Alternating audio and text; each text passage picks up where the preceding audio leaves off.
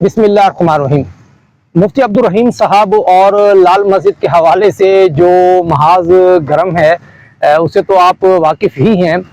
कुछ दिन पहले मैंने भी एक वीडियो अपलोड की थी इस हवाले से, और उसकी वजह ये थी कि मुफ्ती अब्दुल रहीम साहब से मुतल्लिक बहुत कुछ कहा जा रहा था और मेरे पास भी उनसे मुतल्लिक कुछ मालूमात थी, तो मैंने महसूस किया कि गवाही को छुपाना नहीं चाहिए।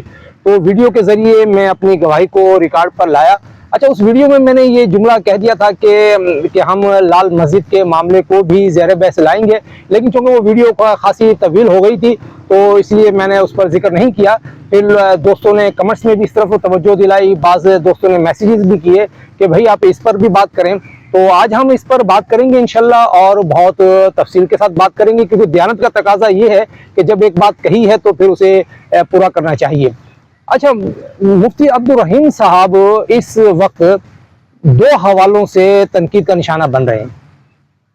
एक तो उन पर यह तनकीद की जा रही है कि आखिर 18 साल के बाद उन्होंने लाल मस्जिद ये जो मामला था इसको क्यों ताज़ा किया है।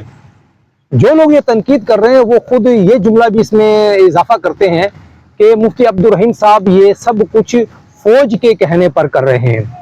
तो इसका मतलब ये हुआ कि लोगों का ये ख्याल है, उन पर जो तनकीद करने वालों का, कि मुफ्ती अब्दुल रहीम साहब ने फौज के कहने पर लाल मस्जिद इशू को उठाया है। दूसरी उन पर तनकीद ये है कि उन्होंने ये जो बात कही है कि लाल मस्जिद ऑपरेशन के दौरान हज़रत मौलाना अब्दुल अजीज़ साहब की वालदा के अलावा कोई भी खातून या बच्ची ना ज़ख्मी हुई है ना शहीद हुई है। तो एक इस हवाले से तनकीद उन पर बहुत ज़्यादा हो रही है। एक फिर ज़िमनी तनकीद है, वो ये है कि भाई जब उनके अपने इदारे के अखबारात ज़रब मोमिन और रोज़नामा इस्लाम उस ज़माने में बहुत बढ़ा चढ़ा कर ख़बरें देते रहे, तो अब उससे किस तरह से पीछे हटा जा सकता है। हम इन तीनों नुकात पर एक एक कर बात करेंगे, लेकिन मैं ये चाहता हूं कि पहले 5-6 जुमले आप सिर्फ मेरे बारे में सुन लें, क्योंकि बहुत सारे आप में से ऐसे लोग हैं जो मुझे नहीं जानते। देखिए, मैं कोई आलिम दीन नहीं हूं और मैं एक प्रोफेशनल जर्नलिस्ट हूं। यानी कि ऐसा नहीं है कि कहीं बैठकर कोई मज़ामीन वगैरह में अखबार में भेज देता हूँ, अखबार में छप जाते हों और सहाफ़ी के तौर पर मैं अपने आप को मुतारिफ़ करवाता हूँ, ऐसा नहीं है। बल्कि मैं सुबह 10 बजे से शाम 6 बजे तक अखबार के दफ्तर में बैठकर, यानी अखबार में मैं जॉब करता हूँ, और इस दौरान मेरे सैकड़ों मज़ामीन, इंटरव्यूज़, फीचर्स, रिपोर्ट्स रोज़नामा जंग के संडे मैगज़ीन में शाया हो चुकी हैं, और मुझे बेहतरीन रिपोर्टिंग पर 5 अवार्ड भी मिल चुके हैं। पिछले दिनों पाकिस्तान में सहाफ़त का सबसे बड़ा अवार्ड है APNS अवार्ड, वो मैंने जीता है। उर्दू में बेहतरीन फीचर राइटर का अवार्ड मुझे मिला है, जबकि अंग्रेज़ी में बेहतरीन फीचर राइटर का अवार्ड BBC के मोहम्मद हनीफ ने जीता है। अच्छा, इसके अलावा ये है कि रोज़नामा जंग के संडे मैगज़ीन में तकरीबन 400 किताबों पर मैं तबसरा भी कर चुका हूँ। तो इसका मतलब ये हुआ कि किताबें भी मैं पढ़ता हूँ। और एक इजाफी बात यह है कि कराची की एक सरकारी यूनिवर्सिटी में पढ़ाता हूँ, उसकी विजिटिंग फैकल्टी से मेरा ताल्लुक़ है, और शोबा बैनुल-अक़वामी ताल्लुकात में इस वक्त भी मेरे पास 2 सब्जेक्ट हैं, एक ह्यूमन राइट्स और दूसरा पाकिस्तान की फॉरेन पॉलिसी। तो इसका मतलब ये हुआ कि चलें, मैं फॉरेन पॉलिसी में एक्सपर्ट तो नहीं हूँ, लेकिन कुछ ना कुछ जानता ज़रूर हूँ। तो ये चीज़ें अगर आपके जहन में रहेंगी तो हमारी आगे जो गुफ्तगू ज़रा सही तरह से चल सकेगी। अब हम पहले एतराज़ की तरफ आते हैं। कहा यह जा रहा है कि भाई आखिर मुफ्ती अब्दुल रहीम को ज़रूरत ही क्या पड़ी थी कि वो 18 साल के बाद लाल मस्जिद ऑपरेशन को ज़ेर बहस लाए हैं। देखिए, तनकीद का उसूल ये है कि तनकीद करने से पहले आपके पास मालूमात होनी चाहिए, क्योंकि मालूमात ज़्यादा होंगी, साफ मालूमात होंगी, तो आप अच्छी तरह से तनकीद कर सकेंगे। अब देखें, इस मामले का पस मंज़र समझने की ज़रूरत है। मई में भारत ने पाकिस्तान पर हमला किया और अल्लाह ताला ने पाकिस्तान को, उसकी अफवाज को, उसके इदारों को, उसके अवाम को, आपको, मुझे सुरखरू किया, और अल्लाह ने हमें इज़्ज़त दी, एक वक़ार से नवाजा हमें। अब भारत चाहते हुए भी पाकिस्तान पर हमला नहीं कर पा रहा। ऐन मुमकिन है कि वह आइंदा दिनों में कर दे पाकिस्तान पर हमला, लेकिन अभी तक वो हमला नहीं कर पा रहा। इस जंग के बाद पाकिस्तान में दहशतगर्दी की कार्रवाइयों में इजाफा हुआ, اور کہا یہ جا رہا ہے کہ اس دہشت گردی کی جو تازہ لہر ہے اس کے پیچھے بھارت ہے، اور بدقسمتی سے اس معاملے میں افغانستان کی سرزمین بھی استعمال ہو رہی ہے۔ اب آپ یہاں یہ بات کہیں گے کہ جی دیکھیں ایسا نہیں ہونا چاہیے تھا، ویسا نہیں ہونا چاہیے تھا، ایسا دیکھیں یہ ایک الگ ڈیبیٹ ہے، اس پر ہم پھر کبھی تفصیل سے بات کریں گے، کیونکہ اگر ہم اس موضوع کی طرف چلے گئے تو ویڈیو بہت طویل ہو جائے گی اور سارا گڑبڑ ہو جائے گا۔ ہم صرف وہ بات کر رہے ہیں کہ اس وقت ہو کیا رہا ہے، اس وقت کیا واقعات ہو رہے ہیں۔ دہشت گردی کی لہر میں اضافہ ہوا۔ پچھلے دنوں ٹی ٹی پی کے سربراہ نے بیان جاری کیا جس میں پاکستانی عوام کو دعوت دی گئی کہ وہ اپنے ملک کے افواج کے خلاف کھڑے ہو جائیں، اپنے اداروں کے خلاف کھڑے ہو جائیں، بغاوت کریں، لڑیں، ماریں، ٹھیک ہے۔ اس میں انہوں نے بہت ساری باتیں کرنے کے ساتھ ساتھ لال مسجد آپریشن کا بھی ذکر کیا، اور یہ کہا کہ پاکستان کی فوج نے، پاکستان کے اداروں نے لال مسجد میں طالبات کا قتل عام کیا۔ اس پر مفتی عبدالرحیم صاحب نے رد عمل دیا، یعنی بات کس نے شروع کی ہے؟ ٹی ٹی پی سربراہ نے، اور مفتی عبدالرحیم صاحب نے اس پر رد عمل دیا ہے۔ یہ بات اتنی ہے۔ اب آپ یہ کہہ سکتے ہیں کہ بھئی اس پر مفتی عبدالرحیم صاحب ہی نے کیوں رد عمل دیا؟ اس کا جواب انشاءاللہ آپ کو اگلی ہماری گفتگو ہوگی اس میں مل جائے گا۔ اب دوسرا جو اعتراض ہو رہا ہے مفتی صاحب پر وہ یہ ہے کہ انہوں نے کہا کہ جو لال مسجد آپریشن ہوا تھا اس میں سوائے حضرت مولانا عبدالعزیز صاحب کی والدہ محترمہ کے کوئی بھی خاتون یا طالبہ نہ زخمی ہوئی نہ شہید ہوئی۔ یہ بڑا دیکھیں حساس معاملہ ہے۔ اس کی وجہ یہ ہے کہ پاکستان کے عوام کی اکثریت، آپ بھی اور میں بھی، ہم لوگ ابھی تک یہ رائے رکھتے ہیں کہ مشرف دور میں وہاں قتل عام کیا گیا۔ ہم قتل عام کا لفظ استعمال کرتے ہیں، یعنی فگرز کے علاوہ یہ نہیں کہتے 10 20 30 40 50۔ ہم جب بھی لال مسجد کی بات کرتے ہیں ہم یہ کہتے ہیں کہ مشرف نے وہاں قتل عام کیا۔ اب مسئلہ یہ ہے کہ ہم اپنی اس رائے پر قائم ہیں، جبکہ دوسری طرف مفتی عبدالرحیم صاحب نے اپنا ایک نقطہ نظر پیش کیا ہے، وہ کہتے ہیں ایسا کوئی واقعہ نہیں ہوا۔ اب بات یہ ہے کہ مفتی صاحب کی بات کو نظر انداز کرنا بھی ممکن نہیں ہے، کیونکہ جو لوگ انہیں جانتے ہیں انہیں پتا ہے کہ وہ جو بات کرتے ہیں وہ سوچ سمجھ کر، اور ایک بڑی ٹھوس ان کی ایک رائے ہوتی ہے، اس کے اوپر اس میں گہرائی بھی ہوتی ہے، گہرائی بھی ہوتی ہے، تو ان کی بات کو نظر انداز نہیں کیا جا سکتا۔ اب اس مسئلے کا حل کیسے نکلے؟ ایک تو حل یہ ہے کہ انہیں گالیاں دی جائے مفتی صاحب کو جس طرح سے دی جا رہی ہے، ان پر تنقید کی جائے، ٹاؤٹ کہا جائے، ایجنٹ کہا جائے، اور جو لفظ بنائے جا سکتے ہیں وہ لفظ ان کو کہے جائیں۔ اس سے مسئلہ تو حل نہیں ہوگا۔ اور بات یہ ہے کہ جب بھی کوئی ایسا مسئلہ اٹھ جائے، اٹھنا چاہیے نہیں چاہیے وہ ایک الگ بحث ہوتی ہے، جب اٹھ جائے تو پھر اسے حل ضرور کرنا چاہیے، تو اگر آپ اسے حل نہیں کریں گے تو بڑی گڑبڑ ہو جاتی ہے۔ اب اس کا حل کیا ہے؟ اس مسئلے کی حل کی کنجی حضرت مولانا عبدالعزیز صاحب اور ان کی اہلیہ محترمہ کے پاس ہے۔ مفتی عبدالرحیم صاحب یہ کہہ رہے ہیں کہ کوئی شہید نہیں ہوا۔ اچھا یہ بھی ایک بڑا مسئلہ ہو رہا ہے، لوگ کہتے ہیں مفتی عبدالرحیم کہہ رہے ہیں کچھ بھی نہیں ہوا۔ نہیں وہ یہ بات نہیں کہہ رہے۔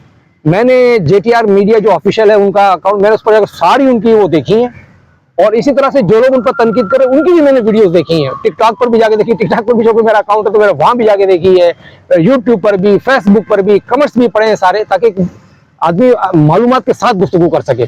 مفتی عبدالرحیم صاحب نے یہ بات نہیں کہی کہ وہاں کچھ بھی نہیں ہوا، بلکہ ان کے جو الفاظ مجھے یاد آ رہے ہیں انہوں نے یہ کہا کہ یہ مشرف کا ایک ناقابل معافی جرم ہے، اور ساری دنیا نے دیکھا کہ اس پر گولیاں برسائی جا رہی، جو کچھ ہو رہا ہے اس کا کون انکار کر سکتا ہے۔ مسئلہ صرف یہ ہے کہ بچیاں وہاں شہید ہوئی ہیں یا نہیں ہوئی ہیں۔ اب اس کا فیصلہ کون کر سکتا ہے؟ اس کا فیصلہ کر سکتے ہیں مولانا عبدالعزیز صاحب۔ مولانا عبدالعزیز صاحب کو فوری طور پر وہ فیصلہ سامنے لے کر آ جائیں، وہ بتا دیں، کیونکہ اس کی دیکھیں کوئی حاضری رجسٹر تو ہوگا نا۔ اب اس حاضری رجسٹر تک میری تو رسائی نہیں ہے، نہ آپ کی رسائی ہے، ہم تو صرف بات کر سکتے ہیں۔ وہ حاضری رجسٹر تک رسائی ہے تو حضرت مولانا عبدالعزیز صاحب اور ان کی اہلیہ محترمہ کی ہیں، تو وہ اسے حاضری کو شو کر دیں کہ کتنی طالبات تھیں، اور اس واقعے کے بعد وہ طالبات کہاں چلی گئی، غائب ہو گئی، شہید ہو گئی، خود چھوڑ کے چلی گئی، پتہ چل جائے گا۔ ایک بات۔ دوسری بات یہ دیکھیں کہ جب یہ واقعہ ہوا ہے تو ان 18 سالوں میں کوئی کتاب تو لکھی گئی ہوگی نا۔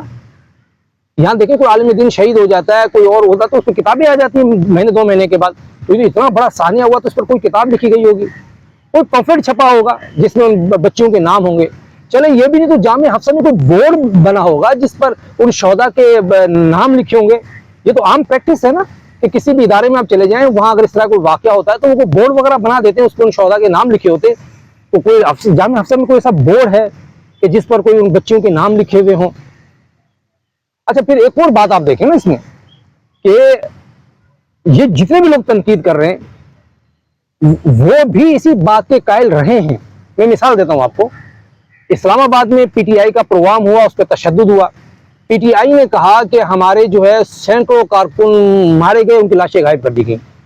یہ جتنے بھی لوگ تنقید کر رہے ہیں مفتی عبدالرحیم صاحب پر, خاص طور مذہبی جماعتوں کے کارکنان, وہ اپنے دل پر ہاتھ رکھ کر بتائیں کیا انہوں نے فیس بک پر یہ پوسٹیں نہیں کی تھی اس وقت کہ پی ٹی آئی جو ہے ان کا اپنے جو کارکنان کا ریکارڈ پیش کرے؟ کیا ان کارکنان کے کوئی بھائی ہوں گے, والد ہوں گے, ان کی ماں ہوگی, بہنیں ہوں گی, ماموں, چچا, خالو, پھپھا, کوئی تو ہوگا کہ کسی کو سامنے لے کر آئے؟ آپ نے یہ باتیں کی تھی, یہ دلیل مانگی تھی نا, تو اس سے ہی کیس ثابت ہوتا ہے. ابھی مرید کے میں واقعہ ہوا, کہا گیا کہ جی کسی نے کہا 280 افراد جان سے چلے گئے ہیں, کسی نے کہا 400 چلے گئے ہیں, مختلف فگرز ہیں. اب اس میں بھی یہی بات کی جا رہی ہے نا کہ بھی وہ بتائیں کون لوگ ہیں. شاید خاقان عباسی سامنے آئے, انہوں نے بتایا کہ جی مری کا فلانا شخص فلانا نام ہے, اس کے ساتھ یہ ہوا, اس کی میت سے پیسے لیے. اب دیکھو ایک بات سامنے آ گئی, کچھ ہم نے ویڈیوز دیکھی کہ جس میں کچھ میتیں لاشیں سڑکوں پہ پڑی ہوئی ہیں, کچھ لوگ زخمی ہیں, زخموں سے کرا رہے ہیں. اب اس کا فرانسک ہو جائے گی کہ وہ ویڈیو اسی واقعے کی ہے, کوئی ایڈٹ تو نہیں کیا گیا یا کہیں اور کی ہے. دوسری بات یہ ہے کہ اس وقت جو ان کی لیڈرشپ ہے وہ بکھری ہوئی ہے, لیڈرشپ غائب ہے, ہزاروں کارکن جیلوں میں. جب حالات نارمل ہو جائیں گے, جب کچھ جو گد بیٹھ جائے گی, اور جب اگر وہ یہ بات کہیں گے کہ ہمارے 400 لوگ مرید کے میں مارے گئے تھے, تو کیا آپ ان سے یہ نہیں پوچھیں گے کہ بھائی وہ کون لوگ ہیں؟ آپ ان کا ایڈریس بتائیں, اپنا پتہ بتائیں, ان کو تصویریں دکھائیں, تو جو چیز سامنے آئے گی اس کی تصدیق ہوتی جائے گی. یہ آپ ہی لوگ مطالبات کرتے رہے ہیں ہمیشہ سے, جیسے میں نے پی ٹی آئی کی مثال دی ہے. تو اب بھی سیم اس مسئلے کا حل صرف یہ ہے کہ حضرت مولانا عبدالعزیز صاحب اور ان کی اہلیہ محترمہ وہ فہرست جاری کر دیں, بجائے اس کے کہ وہ بندوق لہرائیں, وہ فہرست کو لہرائیں. فہرست آ جائے گی. اچھا میڈیا کو نہیں دے سکتے, آپ سوشل میڈیا لوگوں کو دے دیں. خاص طور پہ اسلام آباد میں نے کچھ وہ دیکھے ہیں ولاگ, وہ بڑے سخت قسم کے انہوں نے ولاگ کیے مفتی عبدالرحیم صاحب سے متعلق. تو وہ لوگ چلے جائیں لال مسجد. لال مسجد اتنا اسلام آباد کو اتنا بڑا تو نہیں ہے, لال مسجد چلے جائیں, مولانا کو کہیں کہ مولانا اس مسئلے کے حل کی کنجی آپ کے پاس ہے. ایک شخص جو ایک مدرسے کا محتمم ہے, جس کا پورا ایک پس منظر ہے, وہ یہ کہہ رہے ہیں کہ نہیں ہوا, کہ وہاں کوئی شہادتیں نہیں ہوئی, جبکہ باقی لوگ کہتے ہیں کہ ہوئی ہے, تو آپ ہمیں فہرست دے دیں. بھائی یہ سوشل میڈیا کا دور ہے. اگر مولانا عبدالعزیز صاحب ابھی فہرست میں 1 مہینے میں 1 گھنٹے میں تصدیق ہو جائے گی. ہر علاقے کے لوگ سوشل میڈیا پہ موجود ہیں, 1 گھنٹے میں پتہ چل جائے گا. اور اسی چیز سے آپ مفتی عبدالرحیم صاحب کو غلط ثابت کر سکتے ہیں. تنقید سے غلط ثابت نہیں کیا جا سکتا. ان کی ٹرولنگ کرنے سے اور تنقید کرنے سے, الزامات لگانے سے وہ کبھی بھی غلط ثابت نہیں ہوں گے, بلکہ ان کا موقف تو دن بدن مضبوط ہوتا جا رہا ہے. کیونکہ اب ہر طرف سے یہ سوالات اٹھ رہے ہیں کہ بھی نام بتاؤ کون شہید ہوئے. اور یہ ہم جیسے لوگوں کے لیے اس وقت تک جب میں یہ گفتگو کر رہا ہوں, ہم لوگوں کی بھی یہی رائے ہے کہ وہاں بہت ظلم ہوا ہے. تو ہم بھی یہ چاہتے ہیں کہ مولانا عبدالعزیز صاحب سامنے آئیں, وہ کو فہرست لے کر آئیں, تاکہ ہم لوگوں کو بھی اطمینان ہو کہ ہم جو رائے قائم کر رہے ہیں وہ درست ہے, یا مفتی عبدالرحیم صاحب کی رائے درست ہے. ورنہ ہوگا یہ کہ جو سب کے سب لوگ مفتی عبدالرحیم صاحب کو پھر سنجیدگی سے لیں گے, کیونکہ وہ تو کہہ رہے ہیں کہ بھائی آپ ثابت کر دیں, وہ رجوع کر لیں گے, اور وہ رجوع کریں گے. انہوں نے یہ بات کہی ہے, اگر انہوں نے بات یہ کہی ہے وہ کریں گے. لیکن بات ہے کہ مولانا عبدالعزیز صاحب ہمت کریں.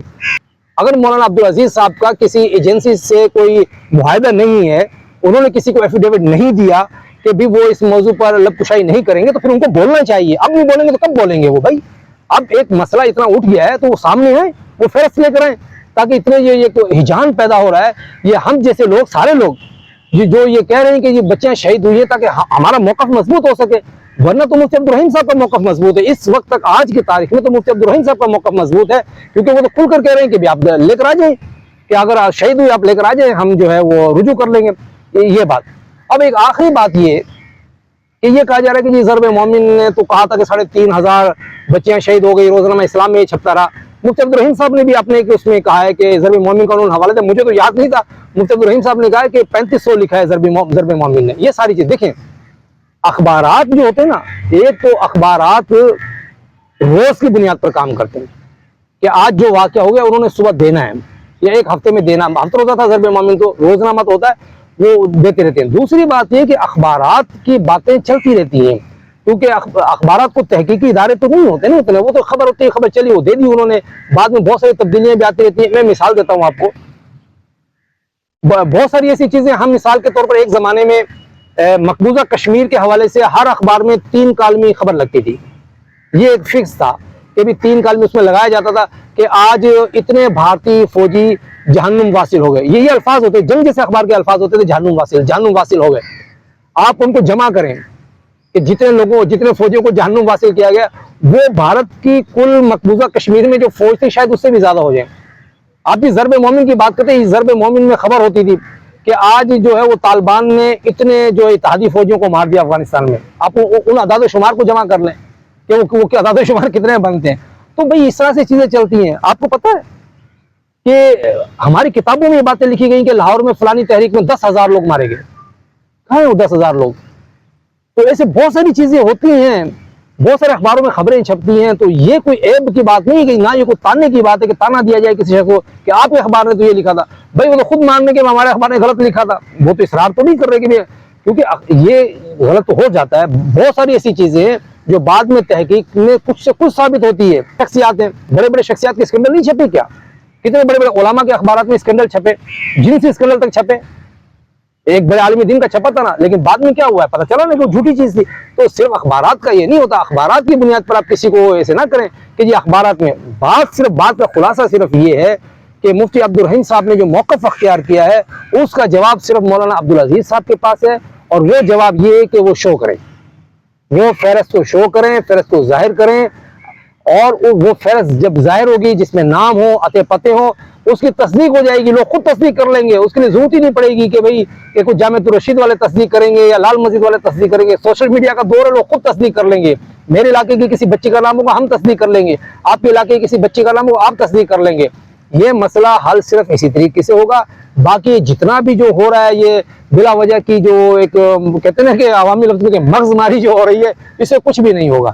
مفتی عبد الرحیم صاحب کو آپ صرف ایک بات میں غلط ثابت کر سکتے ہیں، اور وہ ہے لسٹ لے آئیں۔